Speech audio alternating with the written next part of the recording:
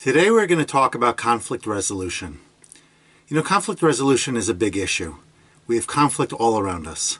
Conflict at home, conflict in the environment, in our community, conflict politically, economically, a variety of different ways in which we engage with conflict all the time. But perhaps the area where conflict affects us the most is in the workplace. Research tells us that 60 to 80% of organizational difficulties stem from strained relationships. Managers use an inordinate amount of their time to deal with conflict. Upwards of 25%, perhaps even as high as 40% of their time. That's up to 2 workdays a week, dealing with issues associated with strained relationships and conflict. So what can we do about it? How can we go ahead and help resolve conflict, or maybe even anticipate it before it happens, in order to ensure that our workplace is humming, that our relationships are strong, that our communication is effective, we're getting along with the right people, and we're making sure that the relationships are not getting in our way of our effectiveness, and if anything, they're helping us grow.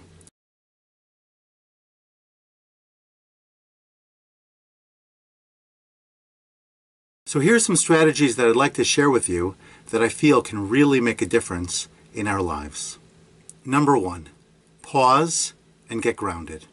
Sometimes when you're in the middle of a strained relationship, you have some kind of misunderstanding, you want to jump right in, you want to deal with it, you want to respond, you feel that an immediate response is most appropriate. And sometimes the best thing you can do is take a step back and pause. Just relax, get grounded, understand what's going on, be in check with your emotions.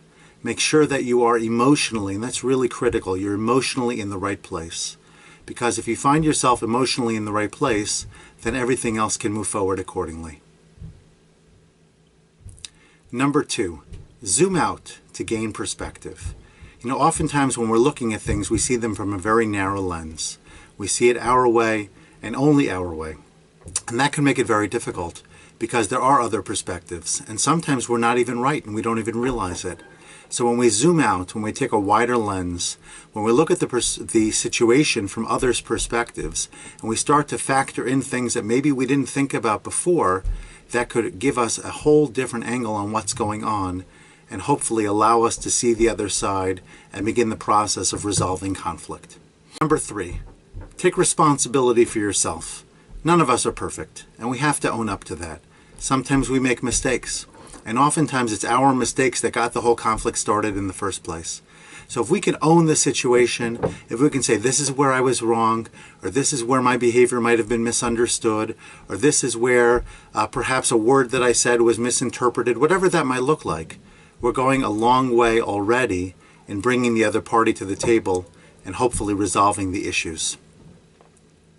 Number 4. If you do have to tell somebody something, you have to give them some type of reprimand, you need to give them some type of constructive criticism, use I statements. I noticed, or this is how I feel when you do X, Y, or Z. Make it less about them, make it more about you, and this way it's less personal for them. They can start to see the impact of their behavior, and hopefully that alone will make a difference. Number 5. Be willing to forgive. And this one is so important. It's hard to forgive. When somebody makes a mistake, when somebody hurts us, perhaps even very deeply, we want to respond in some type of way. We want to hold a grudge. We don't want to let go so quickly. Oftentimes we feel that by being angry, sometimes that allows us to get back at them. But I want to share with you a very powerful quote from Nelson Mandela, which I think really captures the essence of why it's so important to forgive. He said, resentment is like drinking poison and hoping that it will kill your enemies. We know it doesn't work that way. When you drink poison, the only one that's hurt is you. Holding on to something is never a good idea. Certainly it's not going to help in conflict resolution. It's only going to perpetuate the problem and keep the negativity, keep the animosity going. So if we can think about how we're going to resolve conflict, to take it out of the workplace as much as we can, to take it out of our relationships, and going the extra mile in order to take these steps, it requires work on our part. It's not always easy, and we understand that sometimes the other party is really the one that is at fault here. But if we can own up and do our part, and maybe even more than our part, in order to resolve the conflict, not only will we have less difficulty and less argument in our relationships, but we'll feel happier, we'll feel more satisfied, and we'll feel more content with ourselves knowing that we did everything that we could in order to maintain peace, harmony, and a positive relationship at work and elsewhere in our lives.